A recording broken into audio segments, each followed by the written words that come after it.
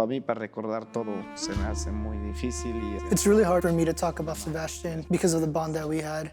In June 2021, we saw the tragic and unfortunate death of Sebastian Francisco Perez, a farm worker, a community member, a spouse who died working out in the fields as a result of heat stress. We believe that his death was completely avoidable if the certain protections were in place, like access to water, access to shade, and not having to work in conditions where temperatures were exceeding 100 degrees. Y ese día llegué como On this given day, I had gotten home from work around 12 or 1, and that's when I got a phone call that Sebastian had fallen and that they needed somebody there who was a relative.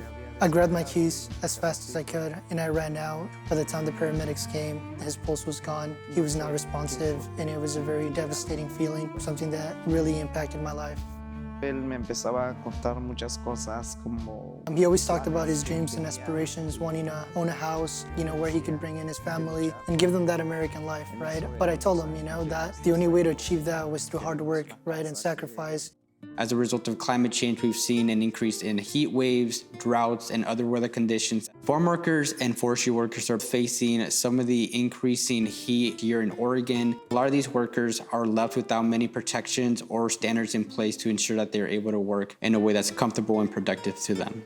El calor nos cansa más. The heat is very debilitating. It's important to stay hydrated and in the shadows as much as you can. However, the current rules don't allow for that, so it's important to implement rules that allow our people to, take those water breaks, to stand under a shaded area if need be, and not to outwork their bodies beyond exhaustion so that we don't suffer this kind of tragic loss again.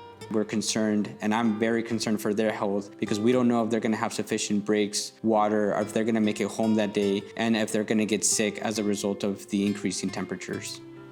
Pido que los líderes que... This is why I urge our leaders to work to create protections for us, the same way we have been showing up for our communities, for our country, to put food on the table, even though they might see us as less than. And that's why I ask that, they take these things into consideration and give out protections for us. Mensajes, si ellos ven o escuchan. I just want to say that the work that we do is very low paying. We struggle to survive day to day. We need protections, we need higher wages, and we need to be not considered second-class citizens. PCUN is Oregon's farm worker and forestry worker union. At PCUN, we help empower farm workers, forestry workers, and working Latinx families to ensure that they're involved in the political process and elevate and improve their quality of life here in Oregon.